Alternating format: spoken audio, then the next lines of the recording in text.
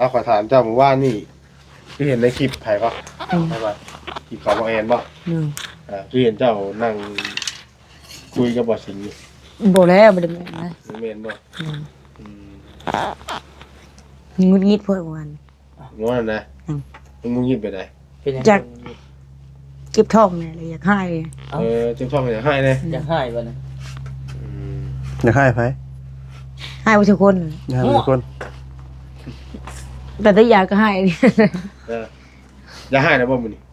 บ่ได้ให้แต่ว่ามาอยู่มื้อนี้ เศร้าเลย เศร้าเลยโอ้ยเด้อ ไปหาบ่เถิดงูมาเอากินเนาะ ไอ้เกียดหาบ่เถิดไปชวนตาบ่เถิดผู้มาก่อยก็บูแล้ว โอ้ยสลับงอกว่ามันเพย เนาะแล้วเด้ มาเก่งกับเจ้าของเก่งก็บ่กินเยอะ กระดาษตัวเองแกงยังบ่กินดิ บ่ลืมได้บ่ลืมได้เนาะเฮ็ดจังเฮ็ดอะไรกับเนาะ ฮะพิษบังอย่างใหญ่เลยบ่ไฟบ่ได้ทุกหาไฟบ่ได้ เออเลย ไฟบ่ได้ เมื่อวานที่รังไงวะ โยเนาะแล้วว่าอย่างได้ชนทานเมื่อดัง นะสิเก็บไว้ดอกจะ2 สอบนี่แหละ3 สอบไป บ่คำเว้าเด้อ นะ บ่ฮอดนั่นเนาะเอาชนเอาชนมันเด้อ2 สอบ พอได้ดังเนาะ บ่ได้รัง ดังเนี่ย ดูขาดได้ ลูกคักนะ อย่าบัด มาดิน้ำเอื้อยมื้อนี้แล้วก็มาพ่อกันอยู่นี่ตะกี้ที่แรกว่าสิเข้าหาเพิ่นอยู่เอาทานอยู่ แม่บ่ไปแล้วบัดนี้ บ่ไปแล้วบัดนี้ 1 ต้องลำมาหาฮอดหม่องน่ะ แม่น อภัยให้ได้บ่เด้อ 1 บ่มีหน้าที่ข้างกันได้บัดนี้ แม่น เจ้ากันบ่ เจ้ากันเหนื่อย อย่าไปประเทศอีกได้บัดนี้น่ะ มันไปไหนชาวบ้าน สบายบ่สบายเนาะ ชาวบ้าน เดี๋ยวได้อีกไปบ่ได้ได้บัดนี้น่ะ ไปบ่ได้ เครียดยังไงแล้ว พี่ทำสัญญาได้เห็นไหม ฮะ พี่ทำสัญญาได้ ชาวนา เครียดแล้วบ่ เครียดบ่ไงได้บัดนี้จัง ขอโทษนะครับ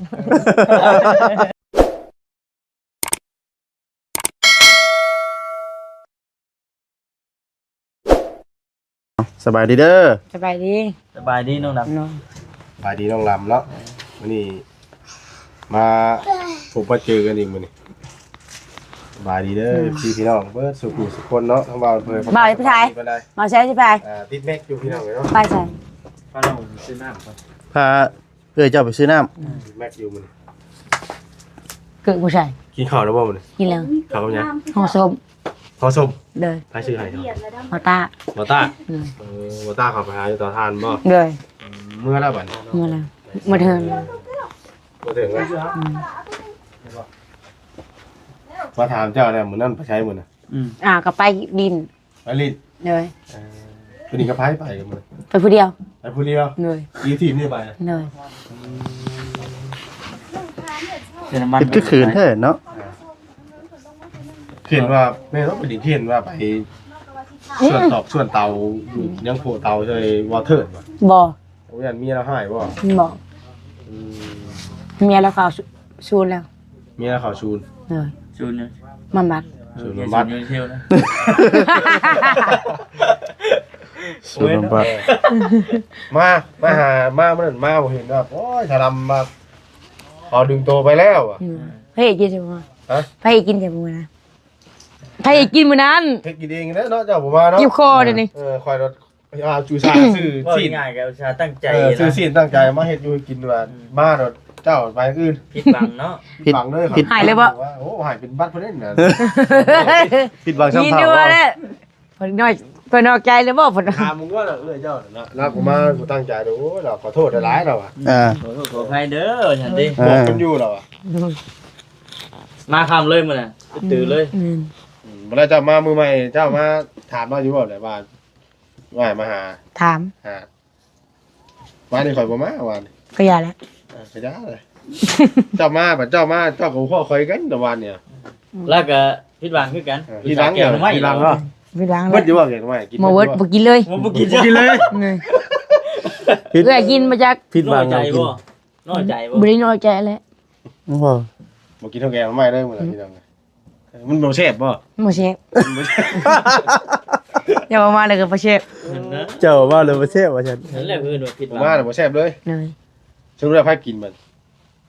ได้กิน กิน กับพูดป้าบ่ ป้าเนาะ เนาะ น้ำมันข้าวยังบ่ได้กินข้าวเลย บ่กินเลย กินเลย เครียด เครียดเครียดอะไร จังแหละ จังได๋ จังแหละ จะใช้ว่าเนาะเครียดอะไร เครียดเจ้าแหละ เนี่ย เครียดใครดิ อืม เครียดยัง จังเลยเจ้าบ่มาเนาะ เจ้าไปได้จ้ะ ไปยัง ไปเมื่อนั้นเนี่ย ก็ไปกับผู้เจ้าว่าสิมา เออ เจ้าได้จ้ะ มากับมาบ่เห็นเจ้าคอยก็บ่มาว่านี่จับอยู่เจ้าบ่มา เครียดบ่ ฮะ เครียดคือกัน ก็มีแน่นะ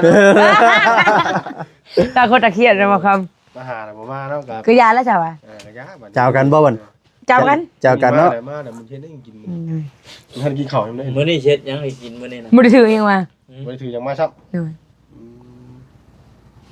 เมืองใหม่ก่อน มึงใหม่กันเนาะ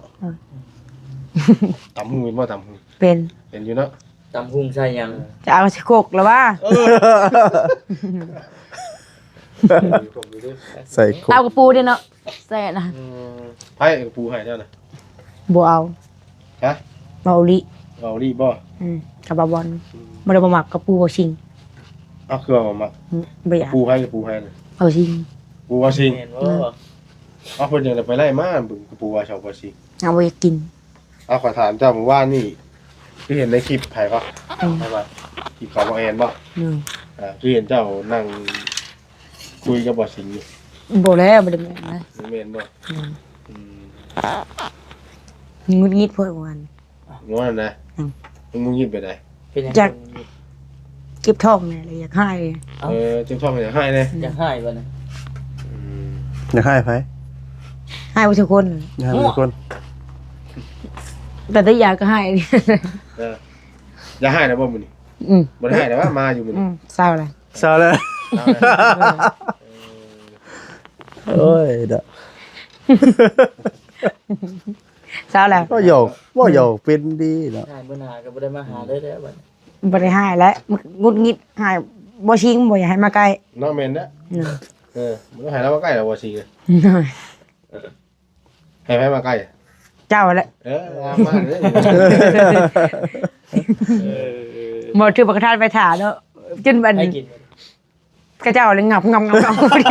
เอาดิ ให้กินมาครับ เคยกินเพื่อว่าเพื่อ เจ้ามาผักไปบ่ กิน ใช่ ได้ บ่กิน เนาะ จังห ว่า วัดเลย นี่กินเมื่อวาน เจ้าได้รู้สึกว่าเขากินเพื่อว่านี่ เนาะ กูคิดอยู่ ก็กินมาเดียวได้ว่าก็กินเจ้ากินเพื่อเจ้าหลายเติบ มาแล้ว เป็นวัดเนาะ เออ กันหลายนี่ เอากินเพื่อเลย เนาะ บานบ่ ข่อยกินมาเดียว อยู่ได้ ตัวกินเพื่อ เลย บ่เสียก็ว่ามันเพื่อว่ะ ซื้อโซโล่เนี่ยแหละกินทุ่งหนึ่งยังทุ่งหนึ่งมาให้ได้ว่ะ ชื่อว่าเดี๋ยวนี้ สั่งกับเจ้า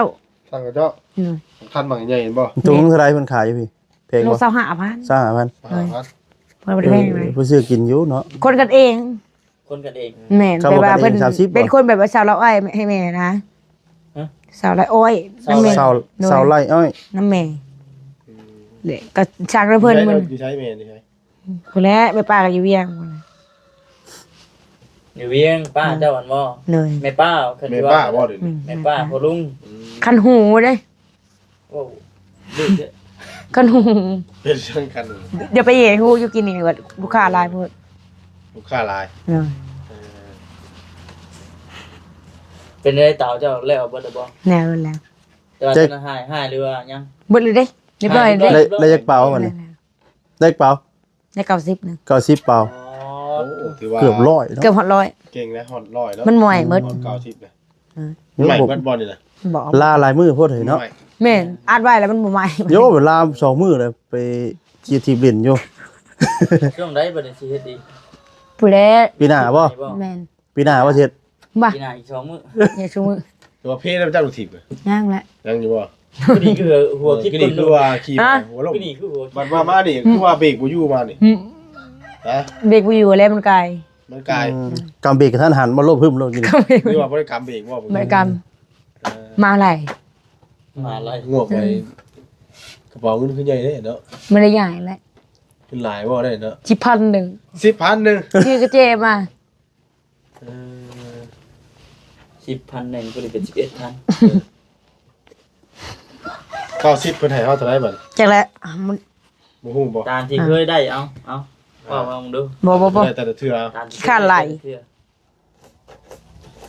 โอ้ ว่าไปแล้วบาดเจ็บ เมื่อยเลย เมื่อยบ่เฮ็ดทาน เลยตากแดดบนมือมานี่ โอ้ แต่ก็คือเมื่อยคืออดเอา เพื่อม่วนใช่ ม่วนอยู่ตากแดด บ่ได้ ไม่ได้นอน คือเจ้าคอดออกบ่ที่แล้วนี่เรียนพื้นเรียนใหม่นี่เรียนกับไผ ผู้เดียวนั่นแหละ ผู้เดียวนะยอมใหม่ยอมพื้นน่ะยังสิเฮ็ดอีกอยู่บ่ตาว อืม เดี๋ยวสิมาช่วยเด้อ นะ ลืมบอกนะ บอกคำบอกที่ข่อยเนี่ยจะมาช่วยกันเดี๋ยวพื้นช่วย อืม ยิบแล้วหายแล้วเราตี ยัง ไม่ได้ช่วยตี แอนนาซาวหาย สวัสดี แอน แล้ นาว ซาวซอย เอาขึ้นหลังรถได้สอบหนึง อืม ก็คือว่าเฮาบ่มีทานหนึ่งเข่าอยู่เนาะ อืม เต้าเลย ฮะ เต้าเลย ให้ชื่อให้แล้วล่ะนี่ อืม ใจดีปะนั่นบ่ล่ะ อืมชนมันก็ได้บ่ ได้ชนมันแห้งมักชน ป้อเลยแห้งลายชนมัน ฮะ ชนมันแห้งลาย อย่างไรนั่นได้ดิ คือไปเอา ฮะ คือไปเอาซะ บ่กล้าได้เก่งใจเจ้า อุ้ยเอาแล้ว เอาให้เอาเนาะ เอาเฝ้าบันทันดิ มัก นึ่ง ช ครับ นนั่นแหละ นึ่งข่าว มา ลูก จุดเนาะอ้อยไฟเนาะ มัน อ่า ลุกไว้ลุก ๆไปเอากว้านน่ะนะ ว่าอะไรก็ เอ ได้ อ กูไปเก็บเอาเดี๋ยวนี้เนาะ เดี๋ยวนี้เฮ้ยกี่ว่าสิเข้าไปหาเจ้าอยู่เจ้ามาพี่เด้อย่านะ กระเป๋าเซนแล้วก็ไปเอาเลย ฮะ ก็ไปเก็บอะไรก็เก็บมาเบิดก็บ่ได้แล้ว เอาเขาเจ้ามาบ่เอาซะ ฮะ เอากันบ่ บ่เนื่องกัน บ่แล้วเจ้าเก็บมาให้แล้วเนาะ จะเก็บไว้ตีไปพันเอา ได้ชอบมึงชอบแล้ว ชนมันแห้งงาม ช แห้ อง บตัวไหนชอบตัวไหน ชนมันชอบ ชนมันน่ะคายไปได้ บ่ได้ขาย เอาเนาะ ได้ขายทาน อืม เพิ่นบ่ให้บ่จ้ะ อืม เอาชนมันอย่างที่ บ่ได้หาย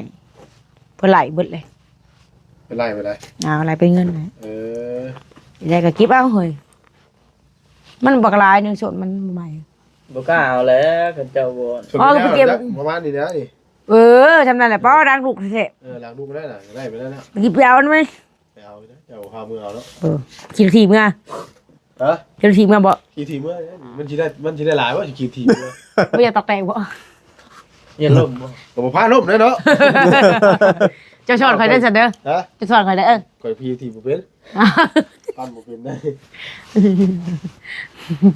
โดจักเป็นข่อยขี้แล้วก็บ่พาล่มเนาะปล่อยเมื่อเนาะ ข่อยเมื่อ เออ อักกะลีสะดำเนาะ แต่ในช่วงงานนี้ นี่ไผมาเนี่ยเขามาหามื้อนี้ หลายคน หลายคนอยู่ นั่น บ่ต้าบ่เบียดกันมาบ่ แม่นเวียดนามก็มา เวียดนามก็มา เวียดนามเด็ดโรตี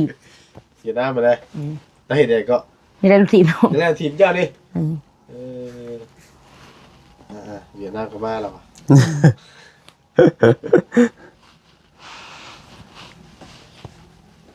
สะด อืม เดี๋ยวคำมันอยากนอนเลย ำก้มนอนนะ ยังนี่กิน ทั้ง อันนี้นะ ทั้งไอเดียมันข่าวมายัง เพื่อเขาเอาเข้ามาให้น้องข้าวเจ้า โอ้ ก็ว่าจะดีเลยสัตว์จะมี2เครื่องวะ เครื่องเดียว เครื่องเดียววะ อ่า จะหาว่านั่นเนาะให้มาแจมชื่อน้ำให้น้องคนนี้ อืมนี่บอกค เฮ้ย ำน้ำกับน้ำพี่ ยานะ กินแล้วเนาะ เมื่อกี้นี่เป็นบ้านเจ้าชวนเป็นหน้าข่อยก็มีแห้งนะจ้ะ แม่นั่นแหละ พอนี้จะตลอด พันเห็นบ่มื้อที่ผ่านมานี่ พันเห็นข่อยดิ หนึ่ง บ่เอาดีคือบ่ตัวเลยนี่ ก็รีเลย พันเห็นบ่ หนึ่ง มาคนอื่นมาหลายคนเลยจ้ะ บ่ บ่เคยผ่านเทื่อ บ่ เออ ย่านได้ใช่คือเห็นในคลิปว่าจิตคือว่าเฮือนเจ้ามันเพบ่ เมน มันเป็นหยังก็ จะเป็นยางลมพัด ลมพัด เลย คือว่าบ่ได้ฮ้บ่ได้นอนว่าซั่นลมตีสังกะสีต่ำอยู่ แม บ่ น ย่านบ่ งานอยู่ อืม คืนนี้ก็นอนรับ คนมาหลายคนจากไทยจากยาเนาะ หน่อย มาพันเห็นแต่ข่อยผู้เดียวนี่ ชากวิเทศเนาะ เนาะสร้างเป็นอยู่ อยากแก้งงนอนบ่ ว่ารถตัวว่าดี ก็บอกรีอะไรพระเจ้ากี่ตัว ก็พันเป็นยังไงก็พันนะ จังละ ฮะ จังละ คือว่าจักเลยสิ ลืมเลย ลืมเลย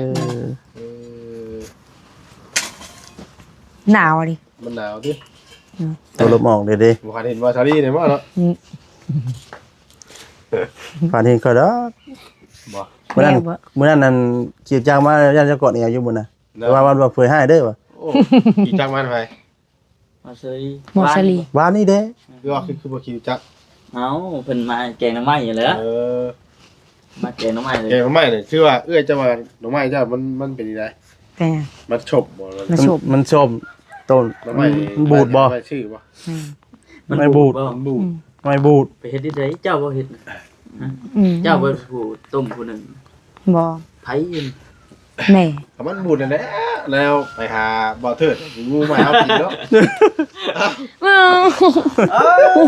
ไอ้เกียด หาบ่อเถิดไปชวนตาบ่อเถิดผู้มาก่อยก็บูดแล้ว โอ้ยสลับงอกว่ามันเพย เนาะแล้วเด้ มาแกงกับเจ้าของแกงก็บ่กินเยอะ กระดาษตัวเองแกงยังบ่กินดิ ยังเขาว่านั่นเด้เพลงก็มีอยู่เนาะที่ว่ารับก่อยค่อยอ้ายเด้นี่แกงหน่อไม้ค่อยอ้ายคือเอาเด้ออ้ายบ่ได้มาเนาะ มีเว้า โอ้โหแล้วดูไปป้าหมูไปกินชิ้นด้ำไปกับผู้อื่นบุ นี่ คุณเบิดเมื่อยไปกินดา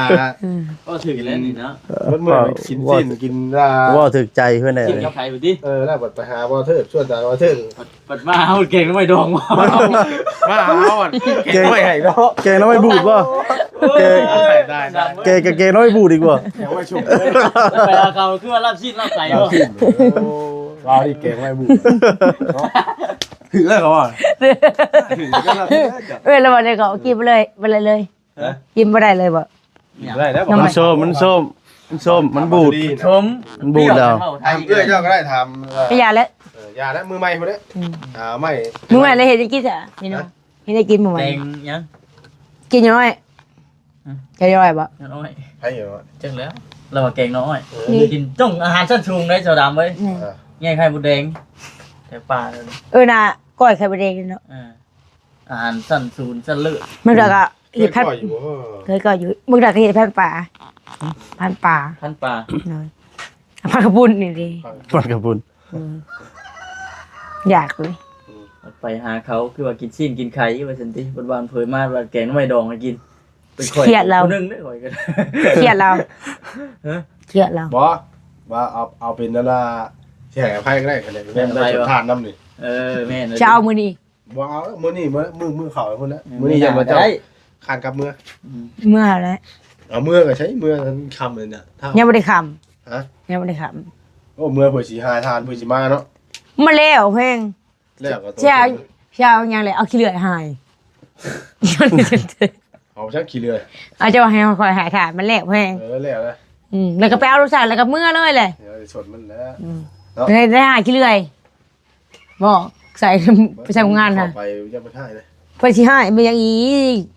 ไปโคงตัวเองแล้วไปโคงตัวเองเลย ของใคร เอาทนถ่านก็เขาก็มีชิ้นให้เขาก็ให้ผู้อื่นก็ได้เราอ่ะ คุณบอกนะ ได้ชนมันจะชอบเอาเนาะ นี่ไปพันเอาเลย พันเอาเลยพันให้ไปพันเอาได้เลย เก็บเอาทนน้อยแล้ว ชนน้อยนะ ถ่านกันยังอยู่ ทำ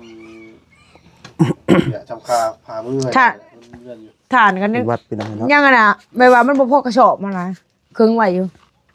ทานพ่อสอบยังอยู่ เดี๋ยวเครื่องเอารถไปพันแล้วนุ่นพอได้กัน ต้องพัดข้างในบ่ พัดคะแนนได้ โอ้ดังส่วนมันนี่ค่ะดูแล้วดูครับ เอามาอยู่เพื่อนด้วยใช่เห็นยังไงแล้วบ้านหลังชนนี่นั่น ดังส่วนอะไรยังบ่เบิดอยู่ วดอยู่ จนจะเก่า เวลาเห็นผู้เดียวแล้ว ไปเอารถแล้วบักลายหนึง ไปเอาเป็นบ่อหายเดียวเนาะ เพิ่นบ่ให้ดอกเพิ่นว่าน้ำลิกน้ำหนูอันเอารถแล้วไปสอบหนึง เดินเพื่อนว่าคำว่าเจ้าให้ไว้ให้เราสิเอาอยู่หรือเปล่า อ้าว หายไว้มัดใส่โฉกข้างในเนาะ บ่เร็วอันนี้พามาให้เอื้อย อันนี้เป็นว่าให้ไปเอาเองปะทุก โอ้ยสิเก็บให้ดอก บุกลุกเลย เอาไว้มันก็เบิดแล้ววะ ไปรู้เล่นนี่ผมว่าบุกลุกแล้ว มันก็เบิดแล้วว่ะมันก็เบิดอะไรกันเจ้าบ่เอาค่ะมีคนเก็บด้วยถอยนี่ มันกับมือใหม่คนนี้ เฮ้ยสิไปสิเก็บให้ซะ มือเข้าไปพุ่นก่อน มันสิเก็บให้เนาะ เจ้าเมื่อมาแรงกะเจ้าเมื่อทำมายังกะเก็บไว้เขามามือกับมาทำมามากอะเก็บเอาว่ามือหนียันไม่ได้มามือ นี่สิพันไว้อยู่ ว่าบอกไว้เด้อมือไม่ได้มาเด้อมือ อย่าว่ากินหอดเนาะ อย่าว่า อดเอาเด้อสนามเด้ออย่าว่าเจ้ากินหอดเนาะเจ็ฟันเอาไปก่อนนั่นแหละ แม่ พันเอาไว้ก่อนว่า ฟันที่ปล่อยขึ้นมาซารี่นี่ยันเจ้าเลือจ้ะ เป็นหยังเป็นหยัง แล้วยันเลือเกินฟันเห็นบอลเผยที่ใครอยู่ มาซาลี ว่าแทนชื่อน้ำมาให้น้องเพิ่นก็กูบ่ได้เนาะมีแต่จะเอาเงินให้แล้วมาซื้อเด้อเอาอยู่บ่ล่ะ เอาอยู่หาปกี่พอ ฮะ หาพันกีบพอ หาพันกีบ เหนื่อย จัดได้อย่างใจปรารถนา บ่ได้เอาหาพันกีบ เราว่าสิให้1,000กีบเด้อจะเอาหาพันกีบแล้วสิ เอา1,000กีบพอ เราจะได้1,000 1,000กีบบ่จะให้เด้อ1,000กีบนี่นะ1,000กีบนะ เบื่อเครียดแล้ว เครียดเลย เหนื่อยเครียดแล้ว มาหยอกกับพี่น้องแล้วนี่ เราจะอ่อนซึม เอาให้น้องเพิ่นไว้ซื้อน้ำกินนี่ เอาไหมฮะโอ้พอแล้วกับใจละลายเด้อจิเก็บไว้ดอกฉันทาน ไปพ่อในเพิ่นแม่ปีใหม่อะไรกัน เบื่อ เอาปีใหม่เด้อได้ เฮ็ดได้ก็บ่ได้ก็ ครับก็อวยใช้ไปพ่อในเพิ่นแล้ว กับใจเด้อกับใจละลายเด้อให้โชคดีเด้อปีใหม่ ดีคือกันเลย ร่ำรวยเด้อเฮงๆมันๆปังๆโชคไทายปีเก่าต้อนรับปีใหม่มื้อนี้ มื้อนี้ได้บ่ เลย กินกันดีไม่แห้งกัน ปีเก่ามันผ่านไปชาปีใหม่เข้ามา เลย นึกว่าคนเก่าผ่านไปแต่คนใหม่เข้ามานะ เออจากคือกันเด้อบอกคำเด้อโชคดีปีใหม่เด้อให้ร่ำรวยโชคไทายปีเก่าต้อนรับปีใหม่ สาธุเจ้าคือกันไม่ใช่ให้ได้หลายบัด เดี๋ยวอันนี้เด้อคือกันเด้อ อ่า ไว้พอดนาย ปีหน้าปีหน้าก็ให้ฮอด100ฮอดหยังจะเจือได้ ๆร้อยสอบบ่ ปีนี้บัด ลูกบ่พี่อัพ เดี๋ยวก็10ปีเนาะ ตอนเกี่ยวข้าวเขาได้150บ่ ปีนี้เดือนนี้เป็นยังคือรุดแทง เฮ้ยผมจะดี พี่ตาน้อย ทันให้นี่ไอ้พ่อเนี่ยดีนะเจ้าต้องนั่นเลย2คนเจ้าเด้อ เหนื่อย บ่ให้แล้วมื้อนี้ พ่อให้ เป็นอะไร บ่ให้บ่มีให้มื้อนี้ โจ้ก่อนเลย ติดหนี้ไว้ก่อนเด้อมื้อนี้เด้อ เอาที่มีจะไว้ ปี เด้ ใหม่ อ ก่อนปีใหม่ก่อนก็ได้เด้อ ปีหน้าก็ต้องเสียมาให้ ปีหน้าเด้อ พี่น่ะบืนพี่น่ะบืน เหนื่อย บืน เหนื่อย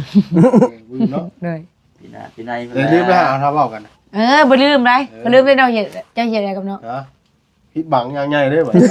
ไฟบ่ได้หาไฟบ่ได้บ่ เออเด้อ ไฟบ่ได้ บ่ว่าที่รังไงวะ โยเนาะแล้วว่าอยากได้ชนทานเมื่อดัง นะสิเก็บไว้ดอกจะส่งสอบนี่แหละ3สอบไป คือคำเว้าเด้อ นะ บ่ฮอดนั่นเนาะเราเอาชนมันเด้อ เลย 2สอบ พอได้ดังเนาะ บ่ได้รัง ไม่ดังเนี่ย ดุขาดได้ ลูกคักนะ อย่าบัดเฮาบัดนึงค่ะบ่คาเดียมันสุก อืม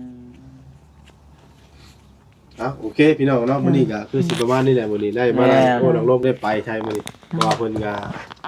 เขาทานเพิ่นหยังเรียบร้อยแล้วเนาะมาดินน้ำเอื้อยมื้อนี้แล้วก็มาพ่อกันอยู่นี่ตะกี้ที่แรกว่าสิเข้าหาเพิ่นอยู่เขาทานอยู่ แม่น บ่ไปแล้วบัดนี้ บ่ไปแล้วบัดนี้ นึง ต้องลำมาหาฮอนบ่งน่ะ แม่น อาภัยให้ได้หมดเด้อ หนึ่ง บ่มีหน้าที่ข้างกันได้บัดนี้ แม่น เจ้ากันบ่ ยาวกันเหนื่อย อย่าไปประเทศอีกได้บัดนี้น่ะ มันไปไหนชาวบ้าน สบายบ่สบายเนาะ ชัญญา เดี๋ยวได้อีกไปบ่ได้ได้บัดนี้น่ะ ไปบ่ได้ เครียดจังไงแล้ว ทำสัญญาได้เห็นไหม ฮะ พี่ทำสัญญาได้ ชาวนา เครียดแล้วบ่ เครียดบ่ไงได้บัดคิดจัง ขอ เดียว โทษนะครับ เนี่ยไปเด้อบัด ร เด้อ ถไฟมาเฮ้ย น้องไปดอก มาส่งน้ำ น้ เอ้าไก่แบบซื้อน้ โอเคพี่น้องเลยเนาะพี่พาบักใดกลับมากระเบิด เอ้ยเขาจะได้เศร้าอยู่ ครับพี่น้องเลย ฮานคือไล่ก้นกันมาบัดนี้โตหรือว่าเอาน้ำกันบ่ยักบ่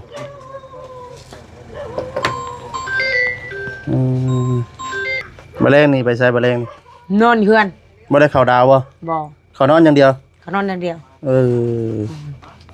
เอาสัญญากันเลย แม่นบ่ เดี๋ยว ห้ามไปใช้เนาะ แม่น เออ ง่ายน้องเคยแล้วว่ะน้องเคยไปซอยป้าแล้วว่าคือหมดแล้วน้องเคยไปซอยป้า มาใหม่ล่ะบัดนี้ ำให้เงินเนี่ยเอาไว้ได้ไหม ทำให้เงินเจ้าน่ะเก็บไว้ปิวแล้วฮะเนาะเอาสบายดีเด้อเนาะสบายดีป้าไปกดน้ำพี่น้องเอ้ย